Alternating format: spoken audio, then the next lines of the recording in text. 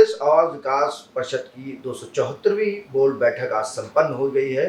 बैठक में 62 प्रस्ताव रखे गए थे, जिसमें से 45 पर बैठक की मुहर लग चुकी है। मेरे साथ इस समय सचिव उत्तर प्रदेश आवास विकास परिषद नीरज शुक्ला जी हैं।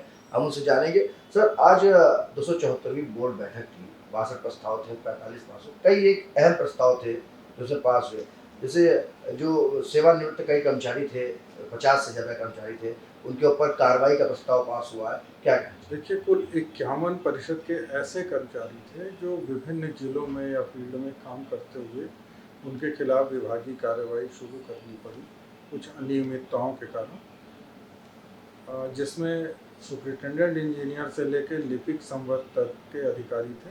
अलग अलग योजनाओं में ये जानकारी गड़बड़ी प्रकाश में आई थी, तो उसमें से आज 51 लोगों के खिलाफ बोर्ड ने कार्रवाई करने की अनुमति दी है, जिसमें 15 लोगों के खिलाफ तो वसूली करने के निर्देश दिए गए थे और शेष के खिलाफ विभागीय कार्रवाई प्रारंभ करने के निर्देश दिए गए हैं। ये ज़्यादातर शिखर एनक्लेव और लखनऊ में एक नैन्सी शुक्ला केस बड़ा फेमस हुआ था, उसमें संलिप्त लोग ज़्यादा हैं। इसके साथ साथ कुछ लोग आगरा में भी BSUP की योजनाएं थी, उसमें भी कुछ संलिप्तता पाई गई थी, घटिया निर्माण आदि को लेकर या अतिरिक्त भुगतान को लेकर, उस तरह के ये मामले हैं। इसके साथ साथ जनपद प्रतापगढ़, मऊ और गाजीपुर, 3 जनपदों में जो नई योजना हमारी शुरू हो गई है, उसमें 31/1 का प्रस्ताव स्वीकृत किया गया। प्रतापगढ़ में तो दर का आज वो निर्धारित किया गया, वर्तमान सर्किल दर का 4 गुना तक किसानों को देने के लिए जिलाधिकारी की अध्यक्षता में जो समिति थी उसने अपना प्रस्ताव भेजा था। बोर्ड ने उसे स्वीकार कर लिया है। प्रतापगढ़ के लगभग 80% काश्तकार जमीन देने के लिए तैयार हैं और 15% लैंड पूलिंग के माध्यम से तैयार हैं।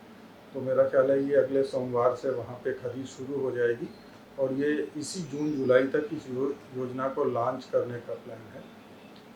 इसके अलावा मऊ और गाजीपुर में काश्तकारों की जो भी आपत्तियां आई थी उनका सुन के निस्तारण कर दिया गया है। निस्तारण की रिपोर्ट आज बोर्ड के सामने रखी गई थी, तो बोर्ड ने उस रिपोर्ट को स्वीकार कर लिया है और योजना में आगे बढ़ने का आदेश दिया है।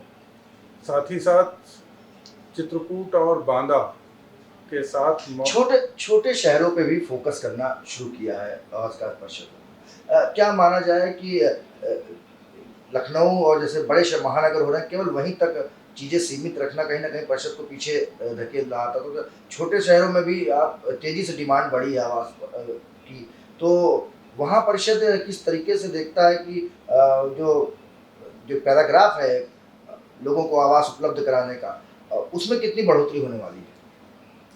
देखिए, शहरीकरण काफ़ी तेज़ी से प्रदेश में बढ़ रहा है और अगर आवास विकास या विकास प्राधिकरण छोटे शहरों में योजना नहीं लाते हैं तो छोटे छोटे बिल्डर या फिर अनप्लान्ड जो एक सिस्टम वहाँ पे खड़ा हो जाता है, जहाँ 6 फीट की सड़कें होती हैं, नालियाँ नहीं बनी होती, सीवरेज सिस्टम नहीं होता है, तो लोगों को गुणवत्तापरक जीवन उपलब्ध कराने के लिए आवास विकास छोटे शहरों की तरफ मूव कर रहा है। इसी के तहत गाजीपुर, प्रतापगढ़, मऊ, बांदा, चित्रकूट, मुजफ्फरनगर, इस तरह कई छोटे शहरों में हमने मूव किया है और वहाँ पे काश्तकार भी तैयार हो रहे हैं और वहाँ डिमांड भी अच्छी है, क्योंकि जहाँ जहाँ भी हमने डिमांड सर्वे कराया है हर जगह से काफ़ी अच्छी डिमांड आई है। तो इससे न केवल 1 ट्रिलियन इकॉनमी को प्राप्त करने में हमें सहायता मिलेगी, वरन आम जनता को भी सस्ता, सही प्लॉट, मकान, घर आदि मिल सकेंगे। नई योजनाओं में कॉस्टिंग कम करने की बात सामने आ रही है, कितनी राहत मिलेगी और किस तरीके से कॉस्टिंग कम कर देंगे? कल शासन द्वारा नई कॉस्टिंग गाइडलाइन जारी की गई है, आज बोर्ड ने उसको एडॉप्ट किया है। उसमें कई चीज़ों के दाम कम करने की प्रक्रिया दी हुई है, जैसे कि पहले कॉर्नर शुल्क 10% लगता था, अब नई योजनाओं में वो 5% लगने लगेगा। इसी तरह अन्य खर्चे उसमें कम करने की बात की गई है।